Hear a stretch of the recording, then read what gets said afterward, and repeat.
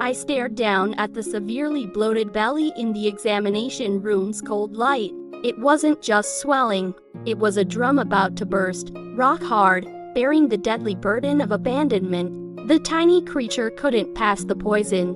When I spotted a faint smudge of blood, I knew this wasn't constipation.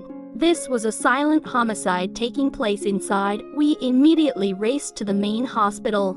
The fear in the car was a physical entity, strangling every breath. The X-ray was brutally clear, confirming our worst fears: a massive, dense mass, likely extreme meconium impaction, crushing every internal organ. The doctor was grave. Emergency surgery was the only chance.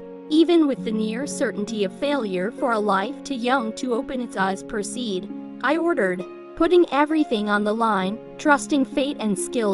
In the operating room, the air was thick with adrenaline. The fight unfolded on a body weighing mere ounces. As the surgeon worked to free the obstruction, the weak little heart on the monitor suddenly spiked, then plummeted, a flatline that froze time. The team stabilized him, and the surgeon successfully released the first blockage. Pressure eased, and the organ color slowly shifted from an alarming purple back to the warm pink of life. Yet salvation was incomplete. A final, large obstruction remained, deep in the colon, as stubborn and dangerous as a landmine. After a grueling effort, the doctor located and meticulously removed the last residue of the impaction. The terrifying internal pressure was finally gone. The puppy had survived the storm on the operating table. The hour-long, high-stakes surgery was over, but the recovery was just beginning. He was moved to the incubator, a tiny form enveloped in warm light. He was alive. I watched him through the glass. He was no longer motionless.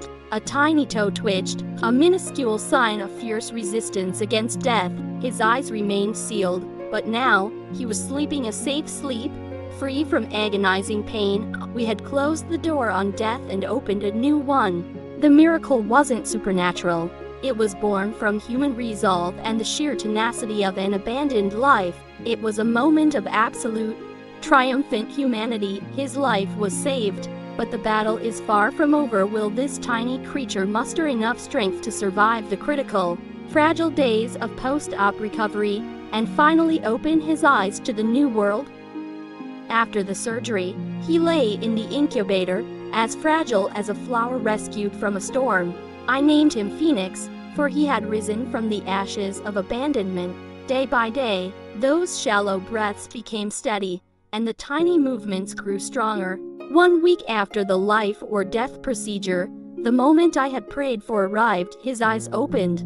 Those milky, coffee-colored eyes looked straight into this world for the first time, filled not with despair, but with light. He learned to live, learned to trust. I knew I couldn't let him go. Phoenix hadn't just saved himself, he had liberated a dark part of my soul. He officially became the 5th member of my family. Today, Phoenix is no longer the sick, tiny being he once was. He is a full-grown dog, vibrant with life and mischief. The belly that was once a ticking time bomb is now warm and soft. He has traveled everywhere with my family, from sun-drenched beaches where he eagerly chases the waves, to quiet pine forests, where he explores every fallen leaf. Every time I watch him run on the grass, I recall the moment he fought for his life on the operating table. Phoenix isn't just a rescue dog, he is a symbol of resilience and compassion. He proved that even in the deepest darkness, as long as one door is opened, a life can still blossom into a happy and endless ballad. We will continue our journey.